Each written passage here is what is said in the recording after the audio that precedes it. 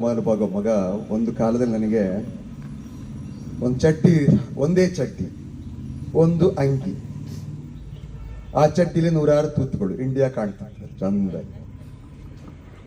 ಆಗಿನ ಸ್ಥಿತಿ ಹಾಗಿತ್ತು. ನನ್ನ ಅಪ್ಪ ಬಹಳ ಅದ್ಭುತವಾದ ಯಕ್ಷಗಾನ ವೇಷಧಾರಿ. ಒಂದು ಕಾಲದಲ್ಲಿ ಸುಳ್ಯದ ಸುಮಾರು 200ಕ್ಕಿಂತ ಹೆಚ್ಚು ಎಕರೆ ಜಾಗಗಳು ನನ್ನ ಅಪ್ಪನಿಗೆ ಇತ್ತು ಅಂತ ಒಂದಷ್ಟು ಜನ ಹೇಳುವಾಗ ಆಶ್ಚರ್ಯ ಆಗ್ತದೆ ನಿಜವಾಗ್ಲೂ ಕೂಡ. ನಾವೂರು ಮನೆತನ ಅಂತ, ನಾವೂರು ಮನೆತನದಲ್ಲಿ ಹುಟ್ಟಿದವರು ನನ್ನ ಅಪ್ಪ ಮತ್ತು ಅಪ್ಪನ ಅಣ್ಣ ದೊಡ್ಡಪ್ಪ. SSLC ತನಕ ಓದಿದ್ರು. ಸಣ್ಣ ಪ್ರಾಯದಲ್ಲಿ ಅವರ ಅಪ್ಪ ಅಂದ್ರೆ ನನ್ನ ಅಜ್ಜ ರಾಮಕೃಷ್ಣ ತೀರಿ ಹೋದ್ರು. ಇವರು ಮತ್ತೆ ದೊಡ್ಡಪ್ಪ ಚಿಕ್ಕಪ್ಪ ಯಾರ್ಯಾರೋ ಮನೆಯಲ್ಲಿ ಬೆಳಿಬೇಕಾಯ್ತು. ಆಗ ಸರ್ಕಾರ ಸರಿಯಾಗಿ ಉಳುವವನೇ ಹೊಲದೊಡೆಯ ಮತ್ತೆಲ್ಲ ಬಂತು. ಏನೇನೋ ಕಾನುಗಳು ಗೇಣಿ ಕೂತವ್ರೆ ಕೂತ್ಕೊಳ್ಬೇಕಾಯ್ತು, ಏನೇನೋ ಆಯ್ತು. ಅಪ್ಪ SSLC ಆದ ತಕ್ಷಣ ಅವರು ಮೊದಲಿಂದು ನಾಟಕ, ಯಕ್ಷಗಾನ, ಹಾಡು, ಕುಣಿತ ಇದೇ ಇದ್ದದ್ದು. ದೊಡ್ಡಪ್ಪನೂ ಹಾಗೆ ಹಾಸ್ಯ ಪಾತ್ರ, ಬೈನ್ ಬರೆಯೋದು, ಹ್ಯಾಂಡ್ ರೈಟಿಂಗ್ ಎಲ್ಲ ಅಷ್ಟು ಚಂದ.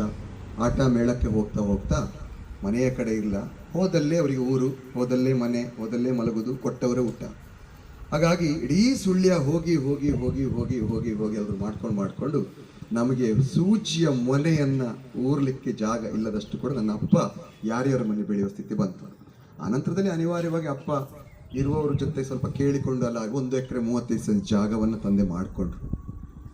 ಅದು ನನಗೆ ಭಾಳ ಖುಷಿ ಆಗೋದು. ನನ್ನ ಅಪ್ಪನ ಬಗ್ಗೆ, ನನ್ನ ಅಮ್ಮನ ಬಗ್ಗೆ 1-2 ಮಾತಾಡ್ತೀನಿ. ಈ ಹಂತ ನಾನು ಇವತ್ತು ನಿಮ್ಮ ಎದುರು ಕೂತ್ಕೊಳ್ಬೇಕು ಅಂತಾರೆ. ನನ್ನ ಅಪ್ಪ ಅಮ್ಮನೇ ಕಾರಣ ಅನ್ನೋದನ್ನ ಮತ್ತೆ ಬಹಳ ಎದೆತಟ್ಟಿ ಹೇಳಬಲ್ಲ. ಯಾಕಂದ್ರೆ ನನ್ನ ಮಗ ಕೂಡ ಇಲ್ಲೇ ಇದ್ದಾನೆ. ಈಗ ಒಳ್ಳೆ ಟ್ಯಾಲೆಂಟ್ ಇದ್ದ ಹುಡುಗ, ಒಳ್ಳೆಯ ನನ್ನ ಸ್ನೇಹಿತನಾಗಿ ನನಗೆ ಬಹಳ ಬೆಸ್ಟ್ ಫ್ರೆಂಡ್ ಆಗಿದ್ದಾನೆ. ನಮಗೆ ಗೊತ್ತು, ನಾವು ಒಂದು ಹೊತ್ತಿನ ಗಂಜಿಗೂ ತಿಳಿಗೂ ಗತಿ ಇಲ್ಲದಂಥ ಸಂದರ್ಭದಲ್ಲಿ ತಿಳಿಗೆ ಇನ್ನಷ್ಟು ನೀರು ಹಾಕಿ ಅದಕ್ಕೆ ಗಾಂಧಾರಿ ಮೆಣಸು, ಉಪ್ಪು, ಹುಳಿ ಇದನ್ನೆಲ್ಲ ಹಾಕಿ ಅಮ್ಮ ಕೊಡ್ತಾ ಇದ್ದದ್ದು.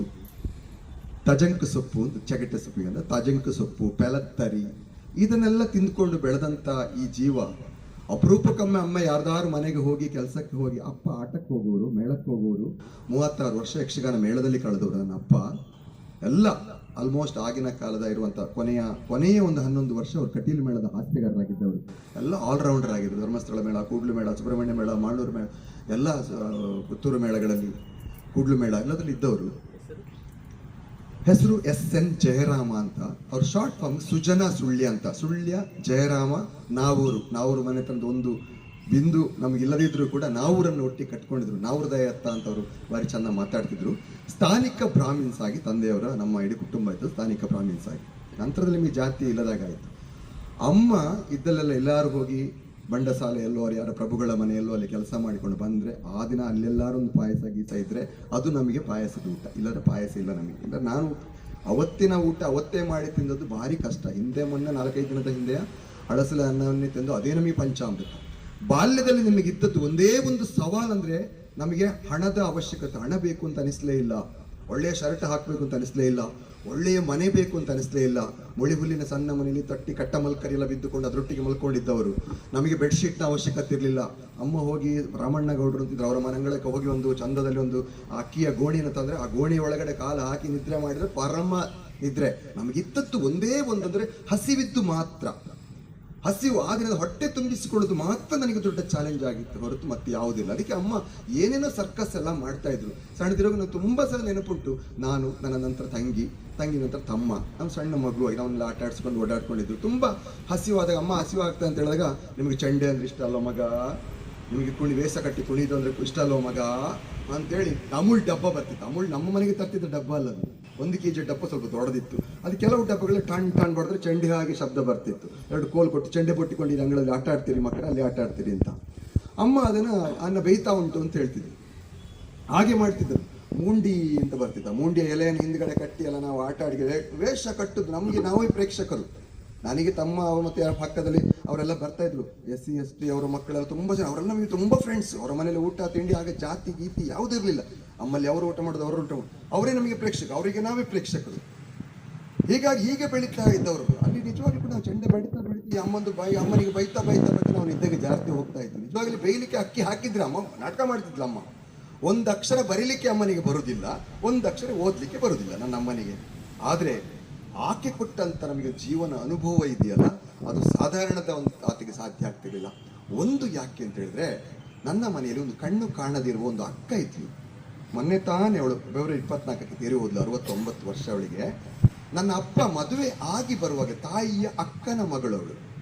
ಈಗ ನೀವೆಲ್ಲರೂ ಗಮನಿಸಿರ್ಬೋದು, ಒಂದು ಮದುವೆ ಪ್ಯಾರ ಆದ ತಕ್ಷಣ ಫಸ್ಟಿಗೆ ತೀರ್ಮಾನ ಮಾಡೋದಂದ್ರೆ ಆ ಮನೆಯಲ್ಲೇ ಇರೋದು ಬೇಡ, ಒಂದು 2 ವರ್ಷ ನಾವು ಹೊರಗೆ ಇರುವ ಗಂಡ ಹೆಂಡತಿ ಮಾತ್ರ ಅಂತ ಬೆಂಗಳೂರಿಗೋ ಅಲ್ಲಿಗಳಿಗೋ ವಿಮಾನ ಹಾರಿ ಹೋಗುವಂಥ ಸಂದರ್ಭದಲ್ಲಿ ಒಂದು ಒಳ್ಳೆಯ ಬ್ರಾಹ್ಮಣ ಕುಲದಲ್ಲಿ ಹುಟ್ಟಿದಂತಹ ನನ್ನ ತಂದೆಯವರು ಒಂದು ಶೂದ್ರ ಹೆಣ್ಣು ಮಕ್ಕಳನ್ನ ಮದುವೆಯಾಗಿ ಬರುವಾಗ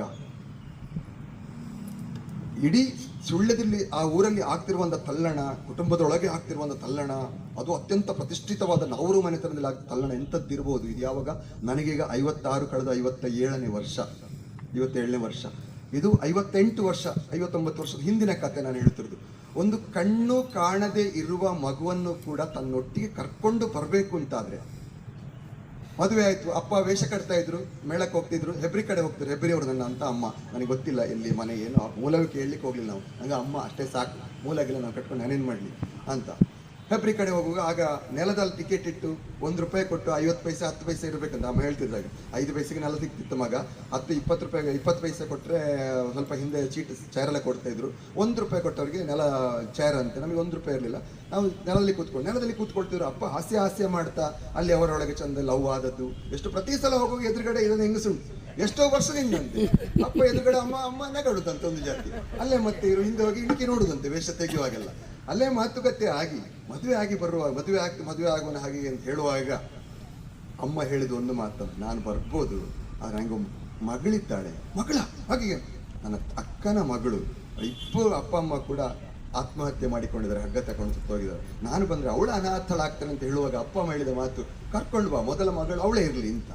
ಹಾಗೆ ಕರ್ಕೊಂಡು ಬಂದು ಸಾಕಿದ ಅಕ್ಕ ನಮಗೆ ಅವಳು ಇನ್ನೊಂದು ತಾಯಿಯ ಮಗು, ಇನ್ನೊಂದು ತಂದೆಯ ಮಗು ಅಂತ ಅನಿಸದ ಹಾಗೆ ಎಲ್ಲ ಕೆಲಸಗಳನ್ನು ಕೂಡ ಆಕೆ ಮಾಡ್ತಾ ಮಾಡ್ತಾ ಮಾಡ್ತಾ ನೆಲ ಒರೆಸ್ತಾ ಇದ್ಲು, ಸಗಣಿ ಸಾರಿಸ್ತಿದ್ಲು. ಕಣ್ಣು 2 ಕಾಣದೇ ಇದ್ರು ಕೂಡ ಈಗಲೂ ಕೂಡ, ಮೊನ್ನೆ ಅವಳು ಸಾಯುವ ಒಂದು 4 ದಿನ ಮೊದಲು ಕೂಡ ಇವೊಬ್ರು ಬಂದಾಗ ಏನಮ್ಮ ಅಮ್ಮು ಅಕ್ಕ ಅಂತ ಹೇಳಿದ್ರೆ, ಜಲ್ಜಕ್ಕನ ಹೇಗಿದ್ರಿ ಜಲ್ಜಕ್ಕ ಅಂದ್ರೆ ಅಷ್ಟು ಸ್ವರದ ಒಂದು ಮೆಮೊರಿ ಅವಳಿಗಿತ್ತು. ನಿಜವಾಗ್ಲೂ ಭಾಳ ಗ್ರೇಟ್ ಆಗಿದ್ದು. ನನ್ನ ಮಗ ಅವಳು ಸಾಯುವ 4 ದಿನ ಮೊದಲು ನನ್ನ ಮಗ ಹೋಗಿ ಅವಳದ್ದು ಇದೆಲ್ಲ ಮಾಡಿ ಅವಳಿಗೆ ಪದ್ಯ ಎಲ್ಲ ಹೇಳಿ ಅವಳ ಜೊತೆ ಅವಳು ಭಾಳ ಬೆಟ್ಟ ಸಾಂಗ್ ಅಂದರೆ, ಓಡಿ ಬನ್ನಿ ಗೆಳೆಯರೆಲ್ಲ ನೋಡಿ ನನ್ನ ವಾಚು, ಅವಳು ಹೇಳ್ತಿದ್ಲು ಮೊದಲು. ಅವಳು ಎಲ್ಲಿಂದ ಹಾಡು ಕಲ್ಸಲ ಗೊತ್ತಿಲ್ಲ. ಓಡಿ ಬನ್ನಿ ಗೆಳೆಯರೆಲ್ಲ ನೋಡಿ ನನ್ನ ವಾಚು, ಮಡಲಿನಿಂದ ಮಾಡಿದ್ದೇನೆ ಇಲ್ಲವಷ್ಟೇ ಖರ್ಚು. ಆಕ್ಷನ್ ಎಲ್ಲ ಮಾಡಿಕೊಂಡು ಇರ್ತಿದ್ಲು ಅವಳು, ಇಲ್ಲವಷ್ಟೇ ಖರ್ಚು. ಮೊನ್ನೆ ಒಂದು ವಾಚು ನೋಡಿ ಬೆಲೆಯು ಎಷ್ಟು ಎಂದೆ 110 ಎಂದನವನು, ಹಾಗೆ ಹಿಂದೆ ಬಂದೆ. ಆ ವೇರಿಯೇಷನ್ ಎಲ್ಲವೂ ಕೂಡ ಕಣ್ಣು ಕಾಣದಿರುವ ಅಕ್ಕ ಬಲಾಢ್ಯ ಇರಲಿಲ್ಲ, ಅತ್ಯಂತ ಕುಬ್ಜಳಾಗಿ ಒಂದು ಮೂಲೆಯಲ್ಲಿ ಬಿದ್ದುಕೊಳ್ಳುವ ಸ್ಥಿತಿ ಬಂತು. ಅಪ್ಪ ಡಿಸೆಂಬರ್ 24ಕ್ಕೆ ತೀರಿ ಹೋದ್ರು. ಅಪ್ಪನ ಬಗ್ಗೆ ಮತ್ತೆ ಹೇಳ್ತೇನೆ ನಾನು, ಎಂಥ ಅದ್ಭುತ ಮನುಷ್ಯ ಅಂತ. ಅವ್ರು ತೀರಿ ಹೋದ್ರು 4 ತಿಂಗಳಲ್ಲಿ, ಕರೆಕ್ಟ್ ಅಕ್ಟೋಬರ್ 24ಕ್ಕೆ ಅಪ್ಪ ತೀರಿ ಹೋದ್ರು. ಫೆಬ್ರವರಿ 24ಕ್ಕೆ ಅವಳು ಮೊನ್ನೆ ಕೊನೆ ಉಸಿರು ಹೇಳೋದು. ಹೋಗು ಅವಳಿಗೆ ಅವನೊಟ್ಟಿಗೆ ಹೇಳಿದ್ದು, ಇನ್ನೂ 3 ದಿನ ಇದ್ದು ಹೋಗಬೇಡ ಅಂತ. ಕರೆಕ್ಟಾಗಿ 4ನೇ ದಿನಕ್ಕೆ ಅವಳು ಕಣ್ಣು ಮುಚ್ಚಿದ್ಲು, ಆಗಲಿ ಬದುಕಲಿಕ್ಕೆ ಆಗಲಿಲ್ಲ. ಅಂತ ಅಕ್ಕನನ್ನು ಕರೆದುಕೊಂಡು ಬರಬೇಕು ಅಂತಾದರೆ ನನ್ನ ಅಪ್ಪ ಮತ್ತು ಅಮ್ಮ ಎಂಥ ಗ್ರೇಟ್ ಆಗಿ ಒಟ್ಟಿಗೆ ಹಾಕಿದ್ರಲ್ಲ ಅಂತ. ಅದಿಡೀ ಎಲ್ಲಿ ಮನೆಯೇ ಇಲ್ಲ, ಎಲ್ಲ ಹೊರಗೆ ಹಾಕಿದ್ರು. ಮನೆಯಿಲ್ಲ, ಯಾವುದೋ ತಟ್ಟಿ ಕಟ್ಟಿದ ಮನೆಯಲ್ಲಿ ಯಾವುದೋ ಪಾಪ ಒಂದು ವಿಶ್ವನಾಥ ಶೆಟ್ಟಿ ಅಂತ ನಮಗೊಂದು ಆಶ್ರಯ ಕೊಟ್ಟರು. ಅಲ್ಲಿ ಇತ್ತುಕೊಂಡು ನಾವು ಶಾಲೆಗೆ ಹೋದದ್ದು. ಶಾಲೆ ಹತ್ತಿರದಲ್ಲಿ ಚರ್ಚ್ ಶಾಲೆ, ನಾನೊಂದು 5ನೇ ಕ್ಲಾಸ್ ನನಗೆ ಚರ್ಚ್ ಶಾಲೆಯಲ್ಲಿ ಕಲಿತೆ. ನಾನು ತುಂಬ ದೊಡ್ಡ ವಿದ್ಯಾಭ್ಯಾಸ ಮಾಡಿದ್ರಲ್ಲ, PUC ಕಂಪ್ಲೀಟ್ ಮಾಡಲಿಕ್ಕೆ ಕೂಡ ಆಗಲಿಲ್ಲ ನನಗೆ, ಬೇರೆ ವಿಷಯದಲ್ಲಿ ಆಗಲೇ ಇಲ್ಲ, ಸಾಧ್ಯವೇ ಇಲ್ಲ ಎಲ್ಲಿಗೆ ಹೋಗೋದು ಅಂತ. ಆಗ ಅಮ್ಮ ಕಲಿಸಿದ್ರು ನನಗೆ, ಇನ್ನೊಬ್ಬ ಜೊತೆ ಬೇಡಬೇಡ ಮಗ, ಮತ್ತು ಬಂದ ದಾರಿ ಮರಿಬೇಡ ಮಗ. ಯಾರು ನಿನಗೊಂದು ಸಣ್ಣ ಪೆನ್ಸಿಲ್ ಕೊಟ್ಟರು ಕೂಡ ಅವನ ಉಪಕಾರ ಸ್ಮರಣೆಯನ್ನು ಇವತ್ತಿಗೂ ಕೂಡ ಇಟ್ಕೋ. ನೀನು ಒಂದು ಲೋಟ ನೀರು ಕೊಟ್ಟವರನ್ನು ಕೂಡ ಜೀವನ ಪಾರಿ ಅಂತ ಹೇಳಿಕೊಡು. ಹಾಗಾಗಿ ನನಗೆ ಟೀಚರ್ಸ್ಗಳು ತುಂಬ ಇಷ್ಟ ಆಗಿತ್ತು. ಅಂದರೆ ನಾನು ಯಾವುದು ಮಾಡಿದ್ರು ಕೂಡ ಅವ್ರಿಗೆ ತುಂಬ ಇಷ್ಟ ಆಗಿತ್ತು.